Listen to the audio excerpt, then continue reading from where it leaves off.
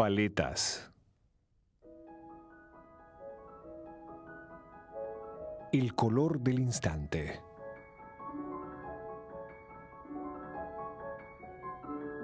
Claude Monet, 1840-1926. Una extensión de agua, plantas acuáticas. Sobre las orillas, manojos de juncos e iris. En el plano posterior, un sauce llorón, otros árboles. Una pasarela en arco de círculo pintada de verde.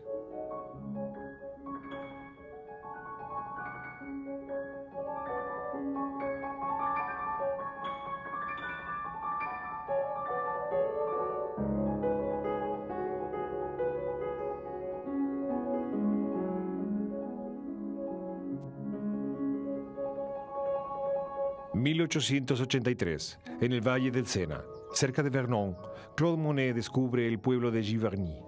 Allí alquila la casa del lagar. A los 43 años, el pintor tiene ya una obra importante detrás de sí.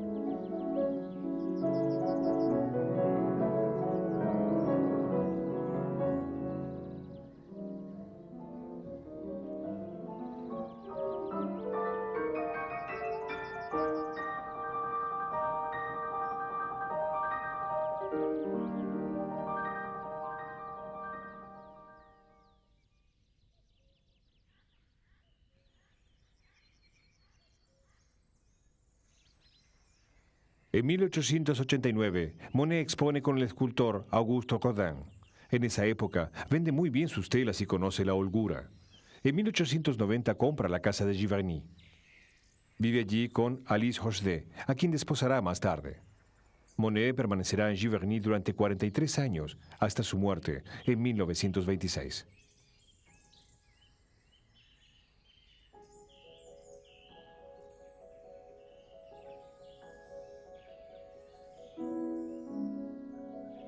En su jardín, el pintor construye invernaderos y talleres. Inventa conjuntos florales originales que le sirven después de motivos pictóricos.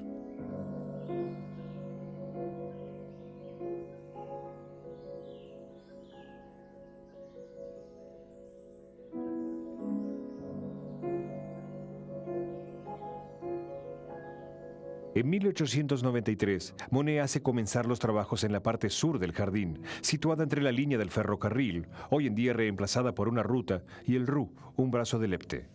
Cava allí un pequeño estanque regulado por esclusas y construye una pasarela de madera, verosilmente inspirada por las estampas japonesas.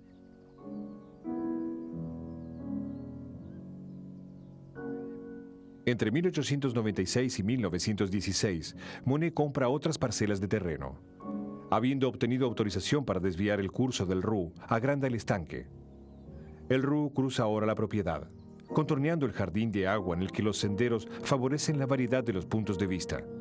Sauces, alisos, rododendros, rosales, bambúes componen en la primavera ricas gamas de verdes. En el estanque son cultivados el nenúfar blanco o ninfea alba, el nenúfar amarillo y diversos híbridos multicolores lanzados entonces por los horticultores. Son plantas acuáticas vivaces, enraizadas en el fondo y con grandes hojas flotantes.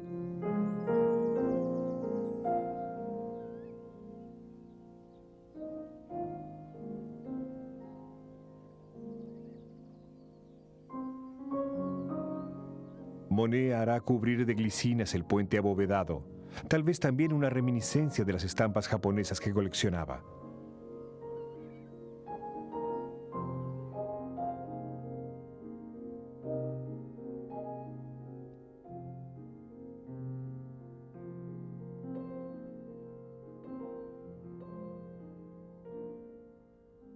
Las estampas que llegan a Europa hacia 1860 fascinan a los impresionistas por sus novedades formales.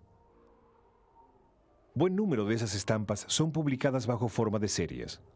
El pintor Hokusai, muerto en 1849, y del cual Monet poseía varias obras, consagra al monte Fuji una centena de imágenes, según una multitud de puntos de vista.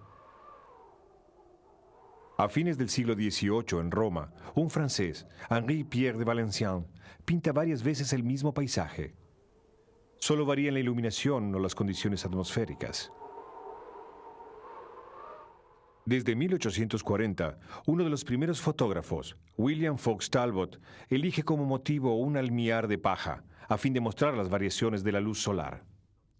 En el mismo cuadro de la estación Saint-Lazare, 18 años antes de la invención del cine, Monet muestra en dos imágenes la llegada de un tren a la estación. En la serie de los barcos, pintada en 1887, el sujeto está descentrado, o bien no está mostrado más que en parte. El espectador reconstituye el conjunto. Monet comienza a pintar almiares a fines del verano de 1890. Partiendo de esta forma geométrica constante, juega con la evolución temporal de las texturas, tierra, hierba, paja, nieve y sobre todo, con el desplazamiento del cuadro.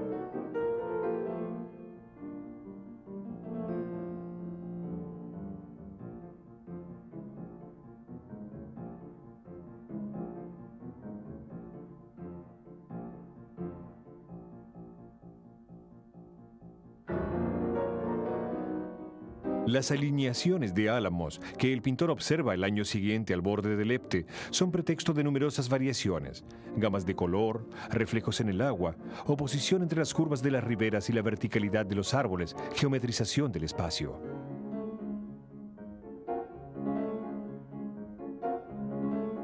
En la serie de los brazos del Sena, cerca de Giverny, Monet elige un cuadro constante y muestra la evolución de los colores y los contornos, ligada a las diferentes iluminaciones del día o de la estación. Hará lo mismo en Londres o en Venecia en los primeros años del siglo.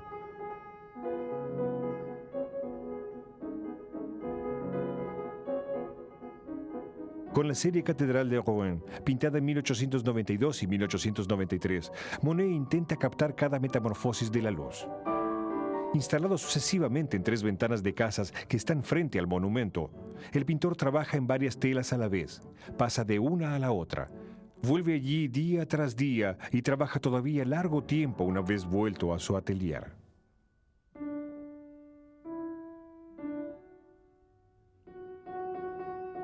Me torno de una tal lentitud trabajando que me desespera, pero más lo hago, más veo que es necesario trabajar mucho para lograr expresar lo que busco. La instantaneidad, sobre todo, la misma luz expandida por todas partes. Y lo que más me disgusta son las cosas fáciles, venidas de golpe. A partir de 1890, Monet tomó la costumbre de emplear la palabra serie. Es bajo este título que expone de ahora en adelante la mayor parte de su producción. El tema del puente japonés es abordado por primera vez en 1895, 2 años después de la construcción de la pasarela. Las primeras telas muestran el pequeño estanque del primer plano, el puente detrás, vistos según un eje este-oeste. En 1899, nueva serie de cuadros. Esta vez el puente es visto desde la salida del estanque.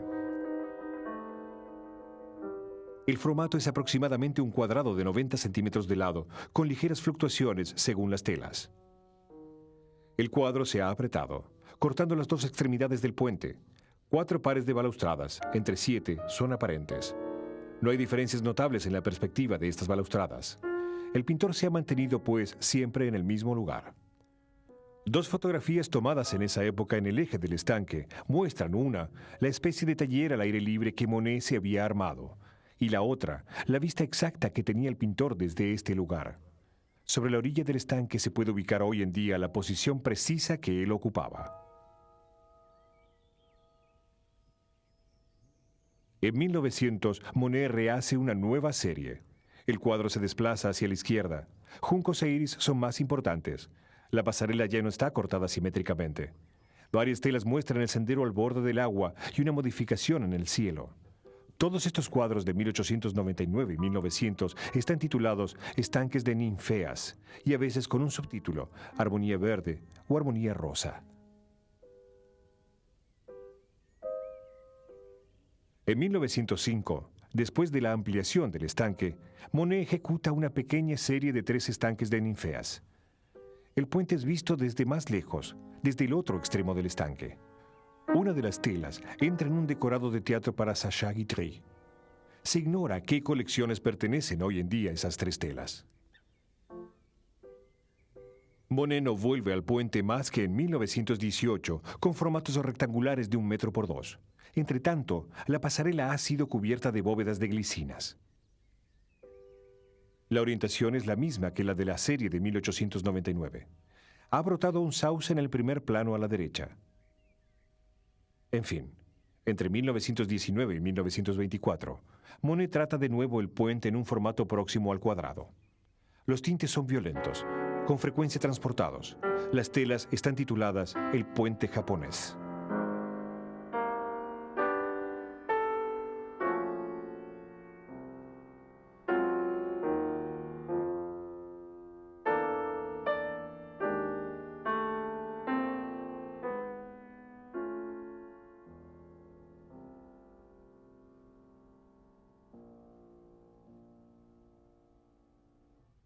De los 47 estanques de ninfeas o puentes japoneses censados para el catálogo de Daniel Wildenstein, 24 están actualmente en museos públicos, 31 en colecciones privadas y 2 han desaparecido totalmente, tal como esta tela fotografiada en septiembre de 1900 en el taller de Monet. A diferencia de los pintores de las generaciones precedentes, los impresionistas refuerzan la claridad de sus cuadros y la armonía tonal luminosa con el empleo de fondos muy claros. Una sola capa de enduido les permite conservar la estructura graneada de la tela, sobre la cual la pincelada se fija sólidamente. En las pinturas en tubo de la época, el aceite de clavel ha reemplazado con frecuencia el aceite de lino, al que se le reprochaba el amarillarse. El clavel da una textura más cremosa y guarda la traza del pincel. Como seca más lentamente, es fácil de trabajar al fresco o de retocar. Pero este aceite indispensable es a veces una molestia para los pintores. Un sol parece más oscuro cuando está mojado. Las moléculas de agua permiten a la luz penetrar más profundamente en las capas de la materia. La luz reflejada hacia el ojo está así más saturada en color. Un pigmento está más oscuro y más saturado en color cuando está embebido en aceite. A fin de obtener tonos mates y claros, próximos al pastel, Degas o Monet eliminan una parte del aceite, dejando descansar sus colores sobre hojas de papel secante. Ellos los diluyen después con esencia de trementina, que se evapora rápidamente. Por las mismas razones, las telas una vez pintadas no son barnizadas.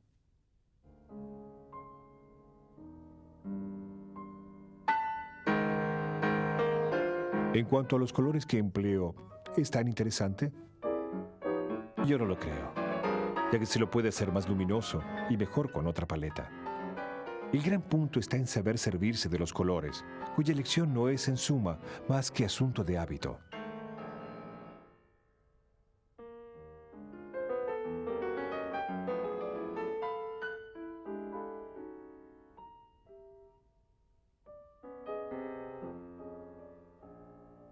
Resumiendo, uso blanco de plata, amarillo de cadmio, vermellón, garanza oscura, azul cobalto, verde esmeralda, y eso es todo. La serie de los estanques de ninfeas pone en escena 4 elementos de decoración: el puente, los follajes, el agua y los nenúfares. En la pintura de Monet los puentes abundan. En la Belle Époque, el puente es a menudo símbolo de la industria conquistadora. Desde siempre ha estado unido al lazo social, a la comunicación. El puente es lo que une a lugares y hombres, lo que hace pasar de un país a otro, de una vida a la otra. El puente de Giverny, que en el jardín no tiene más que una función decorativa, se torna en las telas en el tema principal. Separa el cuadro en 2 zonas. Opone sus texturas duras manufacturadas a las texturas más suaves que el resto de la decoración. Flores y plantas ofrecen al pintor formas muy organizadas, ya que están desarrolladas a partir de esquemas de crecimiento riguroso, y al mismo tiempo aleatorias, ya que están sometidas a los caprichos del viento y a los juegos de la luz.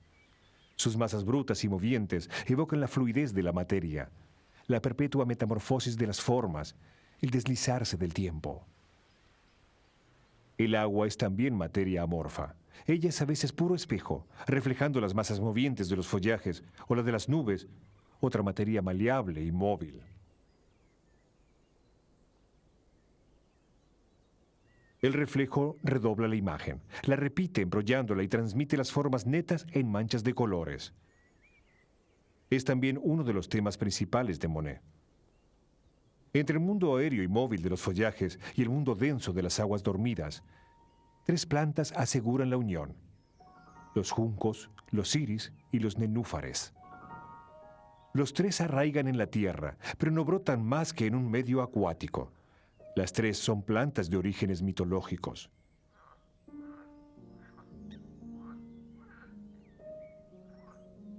El nenúfar recibe su nombre del antiguo egipcio, nanufar, las bellas. La flor que se abre a la mañana y se cierra a la noche simbolizaba el nacimiento del mundo a partir de lo húmedo. En la época moderna, la palabra nenúfar tiene una resonancia considerada como más bien lúgubre. En la poesía romántica, en Théophile Gautier o Victor Hugo, él está asociado a la muerte. Mallarmé lo restituye a la plena luz. Por razones no dilucidadas, Monet abandona el nombre de la flor y lo sustituye por el más científico de un subgrupo de nenúfares, la ninfea. A causa del pintor, el uso de este nombre domina hoy en día. Las ninfeas o ninfas eran divinidades de las aguas claras, fuentes y fontanas. Una de ellas se ahogó por amor a Hércules y volvió bajo la forma de una flor flotando sobre las aguas. Iris y ninfeas son muy frecuentes en el arte decorativo de la época. Monet hace de ellas un uso distinto. Según que ella esté seca o mojada, la hoja de ninfea, reflejando el cielo, es sucesivamente verde, azul, gris, plata. Es de todos los elementos de la decoración, aquel cuyos colores y texturas conoce más metamorfosis.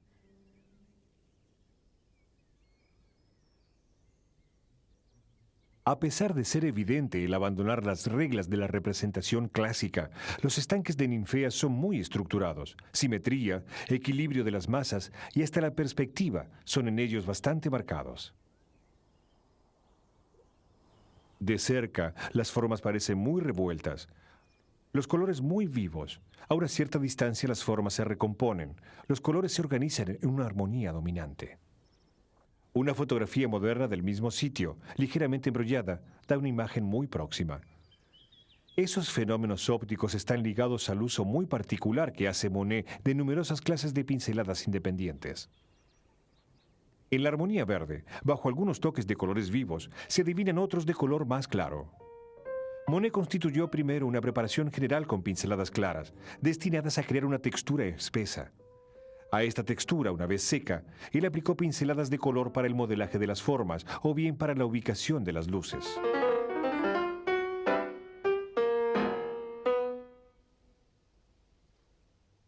Las ramas inclinadas del sauce, largas pinceladas verticales verdes, amarillas o azules, entre las que se ven los toques claros de la textura inicial, espesos y estriados.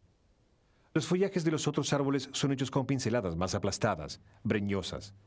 Entre estas dos zonas, los matices de azul sirven para sugerir la profundidad oscura de las frondas. La parte acuática opone los toques horizontales de las ninfeas y los verticales de los reflejos del agua libre. Las flores son evocadas por pequeños toques aplastados a puntas de pincel. Los toques horizontales o verticales, grandes en el primer plano, van disminuyendo hacia el fondo de la extensión de agua, creando una ilusión de alejamiento. El reflejo del puente, que no muestra más que su parte inferior, por lo tanto a la sombra, está tratado con una fuerte densidad de toques violáceos. En la armonía rosa, Monet hace también uso de pinceladas mixtas. Dos colores son tomados juntos sobre la paleta y extendidos así.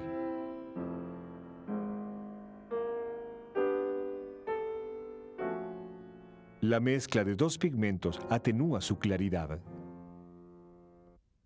Por el contrario, su yuxtaposición permite conservar su estallido y su mezcla óptica crea un efecto luminoso diferente. La mezcla vermellón y blanco permite a Monet dar forma a varias ninfeas de un solo golpe de pincel. A la izquierda, el manojo de juncos es dado primero por una textura apretada de trazos rojos, amarillo oscuro y verde oscuro, sobre la que aparecen acentos luminosos. Estos han sido obtenidos ya sea por la punta de un pincel rápido y muy cargado con un único color claro, a veces con dos, o sea por el corte de un pequeño cuchillo de paleta.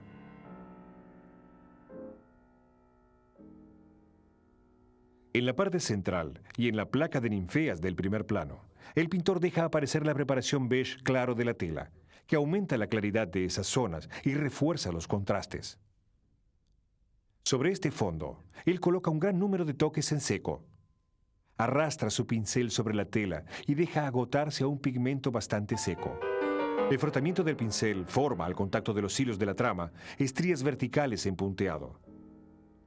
En fin, el espesor de la pasta en ciertas zonas crea relieves que, interceptando las luces laterales y cortando sombras delgadas, agrega efectos luminosos a los que pertenecen propiamente a la imagen.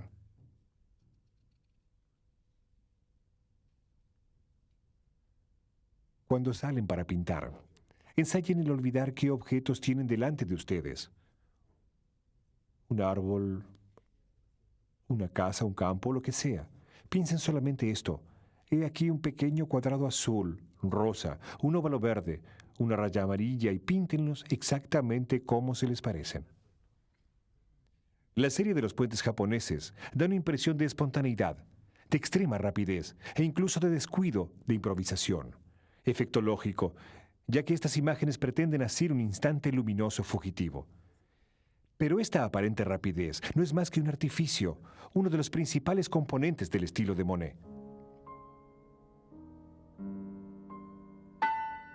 En un cuadrado de 10 centímetros de lado, en la parte central de la armonía rosa, se pueden contar 23 matices diferentes, repartidos en 180 toques de superficie. Reportando el conjunto de la tela, eso representa un total de alrededor de 15.000 toques superficiales.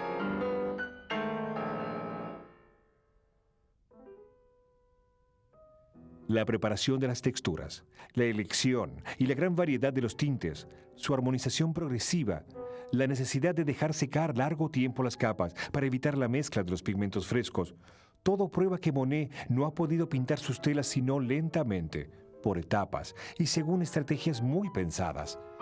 Como lo había hecho 6 años antes con la Catedral de Rouen, el pintor, en efecto, ha elaborado juntas las 12 telas de la serie de 1899.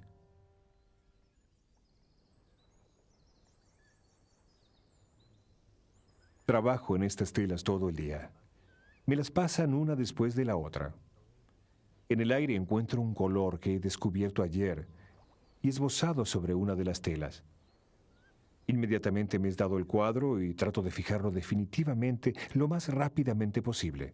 Pero en general desaparece casi enseguida para dejar lugar a otro color ya registrado algunos días antes sobre otra tela que enseguida me ponen delante. Y así se continúa durante todo el día. Los cuadros fueron después trabajados en el atelier que Monet se había hecho armar al oeste de su casa. En la serie rectangular de 1919, la pincelada es más larga, las formas más borrosas, el fondo claro está muy presente en los bordes. La composición es tratada en una armonía de verdes y amarillos donde los toques rojos producen un vivo contraste. En la última serie de puentes, Monet vuelve al formato cercano al cuadrado. Pero esta vez, la disolución de las formas es completa. Las pinceladas son mucho más largas, danzantes, aparentemente desordenadas.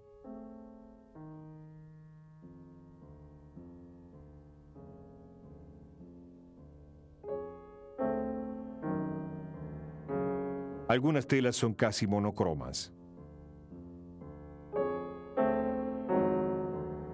Esta metamorfosis fue atribuida a la catarata que afecta a Monet a partir de 1908. En 1910, la visión del pintor está muy degradada. Él se esfuerza por leer las etiquetas de los tubos y ubica sus colores sobre su paleta según sus costumbres. Pero percibe mal los contornos. Los azules han desaparecido, filtrados por la opacidad marrón-amarillo del cristalino. En octubre de 1922, es operado del ojo derecho. Él no juzga el resultado muy satisfactorio. El uso de anteojos le permite progresar. Ve repentinamente los tonos que ya no percibía desde hacía tiempo, en particular los azules y los violetas. Por fin encontró un par de vidrios coloreados que le restituyeron una parte de los colores. En 1925 y 1926 se declara más satisfecho de su vista. En ese momento puede contemplar las producciones de los años precedentes y juzgarlas. Si destruye tal vez varias de sus telas, elige sin embargo conservar una veintena de puentes, igual que telas pertenecientes a otra serie, el Sauce Llorón, el Sendero de los Rosales, La casa vista desde el jardín.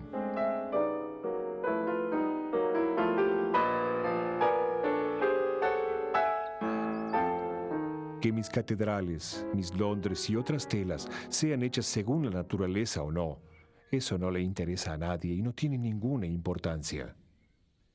Conozco tantos pintores que pintan según la naturaleza y hacen cosas horribles. En 1895, Vasily Kandinsky ve un almiar de Monet en Moscú.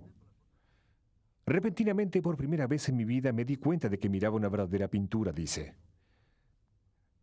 Algunos años más tarde, Piet Mondrian, fascinado por los almiares, los álames, los catedrales de Monet, se consagra a estos mismos temas y deriva poco a poco hacia los motivos geométricos. En cuanto al principio de las series lanzadas por Monet, se reencontrará también en otros pintores, en algunas fotografías y hasta en escultores.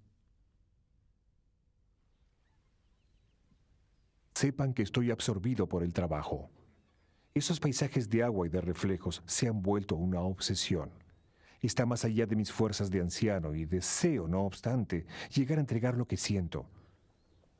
He destruido obras. Recomienzo ahora y espero que de tantos esfuerzos salga algo.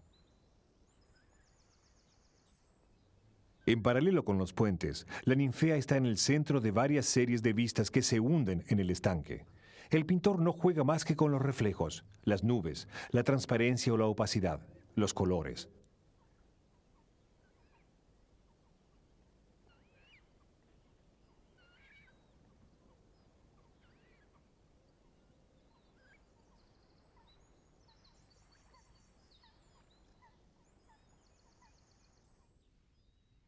La ninfea es, en fin, el tema de los grandes paneles que Monet pinta a partir de 1914 en un nuevo taller.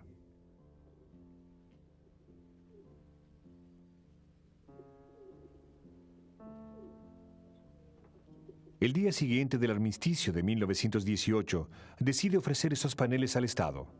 En 1921, su amigo Georges Clemenceau, que acaba de retirarse de la vida política, propone a Monet instalarlos en el invernadero de las Tullerías. Después de diversos proyectos de instalación, se construyen 2 salas de forma oval. Ellas son inauguradas en mayo de 1927, 5 meses después de la muerte del pintor. La pintura lisa con contornos bien delimitados daba al espectador la imagen de un mundo homogéneo, cerrado y terminado. El mundo impresionista no está compuesto solamente de objetos sólidos. Él tiene la imagen del nuevo espíritu científico.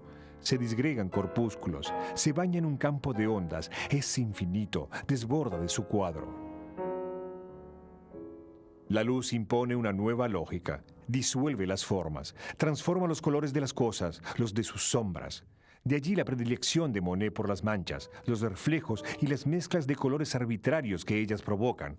Los contrastes brutales, los espacios o los volúmenes informales, humos, nieblas, nubes, nieve, hielo, follajes. El tema es pura sensación luminosa, nace del color. Es la pincelada átomo quien lo dibuja, lo esculpe, lo recompone.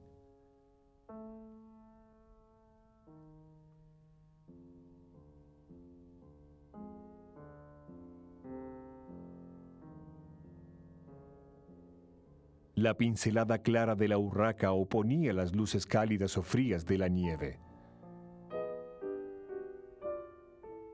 El toque desbordante de las amapolas restituía el resplandor traslúcido de los pétalos arrugados, condensados de un tranquilo paseo de verano. La pincelada danzante de los reflejos de impresión del sol naciente mostraba el estallido acuático de la luz. La pincelada trenzada de los almiares esculpía el oro rojizo de las pajas apretadas.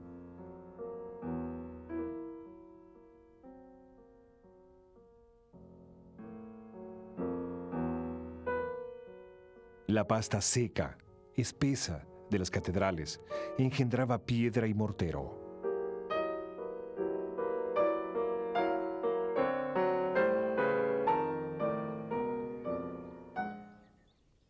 Con los puentes japoneses, después con los grandes paneles del invernadero, la ninfea se vuelve la metamorfosis misma, hoja y flor, tierra y agua, materia y reflejo, sombra y claridad, color frío y color cálido. La pintura no expone más que la danza del pincel, la vibración de la luz.